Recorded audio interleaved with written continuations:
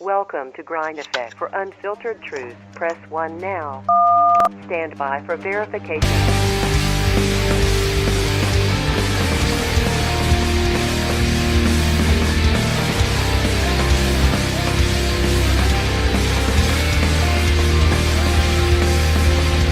Grind Effect is politically incorrect news and commentary hosted by Matt Veritas and celebrity model OBAMAGATE. Verification complete. You are now free to think and speak your mind.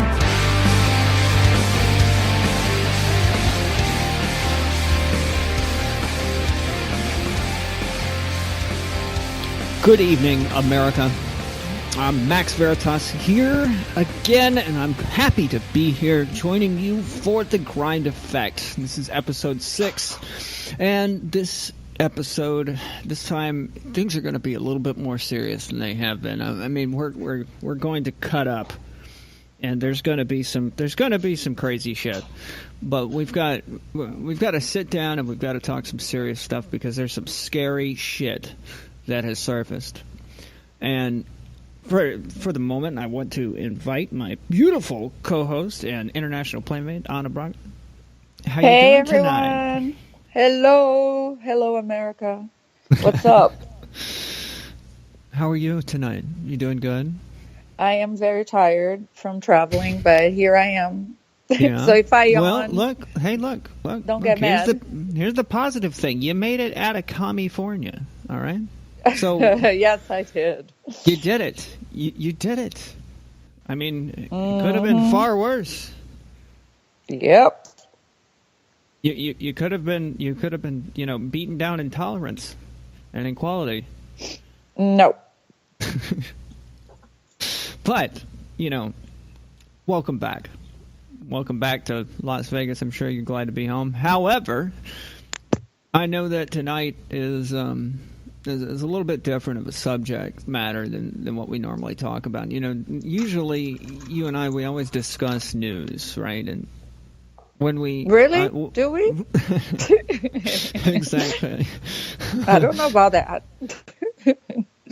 Right. Well, like all news, some news is funny. No, not at all. Some news is funny. Some news is serious. Mm-hmm. And I think we can all agree that this shit's really serious. Like, I don't know about you, but what really upsets me right now, like, the big topic, of course, of tonight really, really upsets me. But this shit that we're dealing with the government shutdown, that is just straight up bullshit. Yeah, I mean, it's Washington. It's the BS. You can hear my dog crying in the background. Even the dogs can't handle it. Oh, yeah. Well, somebody let the dogs out. Wonderful. No, but, I mean, okay, they passed the short-term spending bill. The House Republicans passed it on... The House, yeah. Thursday night, and hoping to avert the shutdown tomorrow, right, on the 19th. And it passed narrowly, but the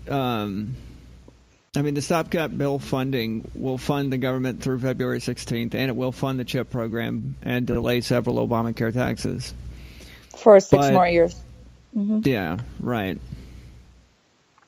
But the House Freedom Caucus staged a last-minute revolt against Speaker Ryan, of course, because the bill did not address long-term military spending.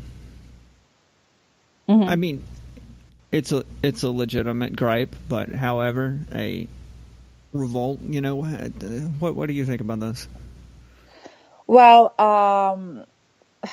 it has to go to Senate, and Leader Mitch McConnell said that it shouldn't be a problem. Which okay, let's see about that. But what I see is I like that they included the CHIP program for 6 more years, but Democrats want nothing to do with that. It has to do with DACA for them. They don't care about American children. They don't care about our veterans.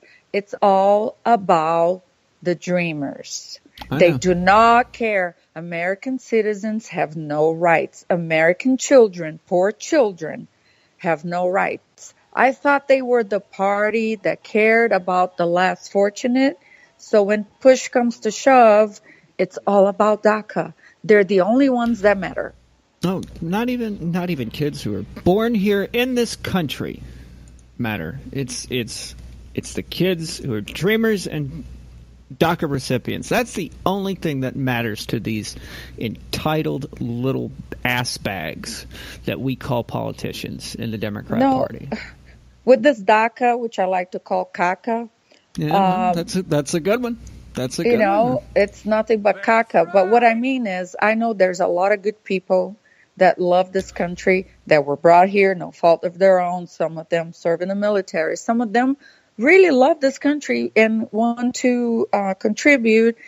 But what I don't like, it's when I see them with fists in the air demanding exactly. a status. I've never seen anything. Go to another country and go put your fist in the air and start demanding rights. You're gonna be executed on the street. I know, but you know what? But no one will ever. Oh yeah. Right, Princess? Say, that was actually her dog. That was not mine. So I'm just throwing that out there. But the thing, like, I get it. There are people, there are good recipients that actually truly, and now that's my cat, so you're welcome. Oh my God, all the animals are like, okay, we don't like DACA. Yeah, apparently they just want to be panelists. Yeah, I think they do because, oh my God, this is hilarious. I need to inform them that there's an application to, be on the show.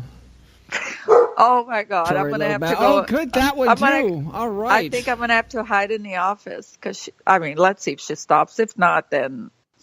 Well. Oh my God, I talk about caca and they're like, "What?" You got them excited. See, that was the problem. Oh now, my gosh. Back to the amnesty talks. If she'll allow me to finish. No, I'm kidding. No, go ahead. No, I'm kidding. She thinks I'm eating something. I'm not eating, baby.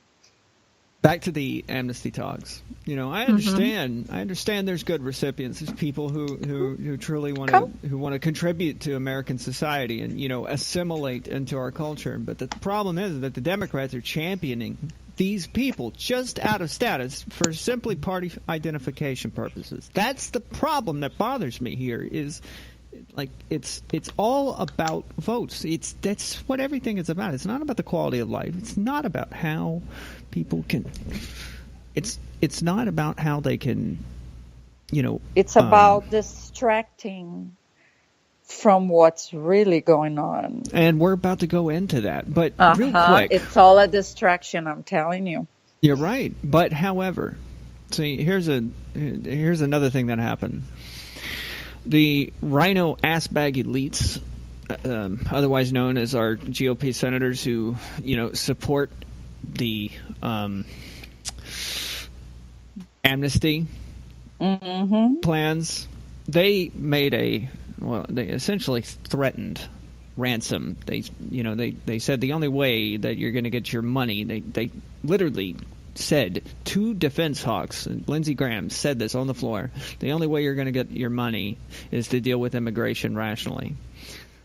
And that in itself, of course, that's just the same swamp that we're dealing with. This is the same process. It just changed parties.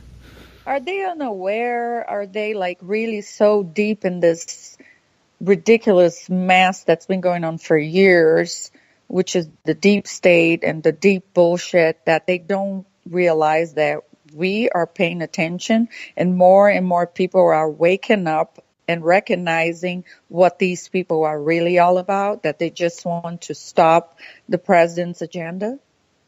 Well, it's funny that you say that, because I actually had this talk. Like, I met Senator David Vitter when he was serving Louisiana, right? And I sat down with him. He's an alumni of my high school. And I was talking, and essentially, most of their staffers and aides, they're the ones who pay attention to the news. They read articles and then they forward them to their representatives that they're working for. Most of these representatives have no freaking clue of what's going on. That's why they seem so out of touch, is because they're relying on their aides and staffers to actually tell them what's going on outside of the Hill. Isn't that ridiculous? Well, but people also phone in, to the representatives. I mean, sure I do. don't They know leave a if voicemail.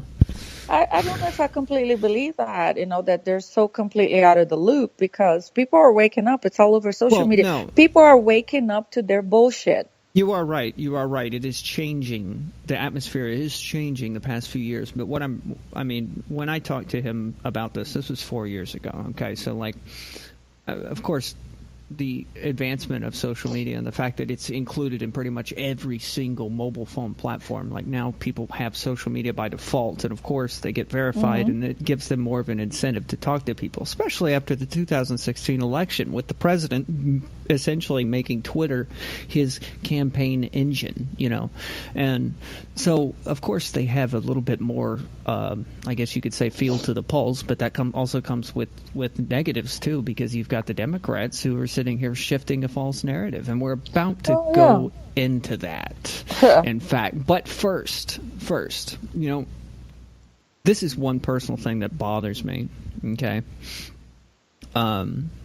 everyone talks about the government shutdown as if the world is going to end, right? We're all gonna die!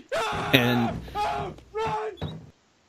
the whole concept is actually bullshit, and I just want to take a minute to clarify exactly what a government shutdown is, because it's the most pure. It's useless.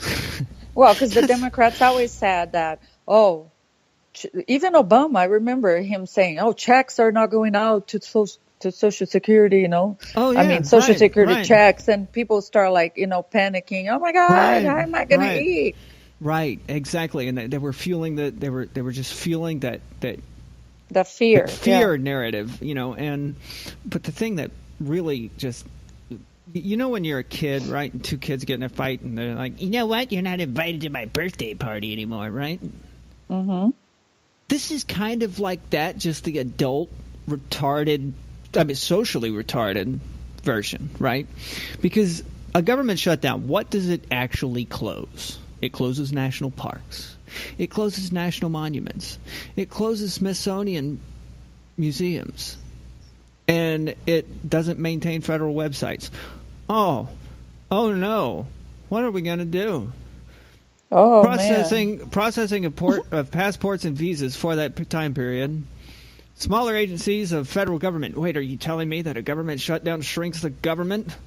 Is that what you're saying? Oh. Now, of course, the only negative aspect to what it does shut down is that it slows it gives a delay on applications for things like drilling applications and mortgage applications. But that could be seen in both pros and cons, of course. And the services that it does not include in the government shutdown, services that are still active, that people are freaking out over their minds and claiming that the world's going to end. Of course, all military branches are active, and they're still being paid. Federal law enforcement agencies still being paid. Business as usual. U.S. Postal Service also working. Social Security payments will still be sent out. Medicaid checks will still be delivered. The VA will still be running. And even those people who are receiving government benefits to get groceries, they can still be available to them. So why call it shutdown? Who came up with that name? Well, are you ready? Are you ready for this? Yes. Theater. What? Political theater. That's all it is. Clowns. Yeah, it's all political theater. That's all a government shutdown is. It's literally just saying, it's going to be so horrible. So let it shut down then. That's what I'm saying. Plus there's positive facts to this, okay? According to the last government shutdown we had in 2013, 850,000 federal employees were furloughed. Okay. Right. I'm just sitting here going like,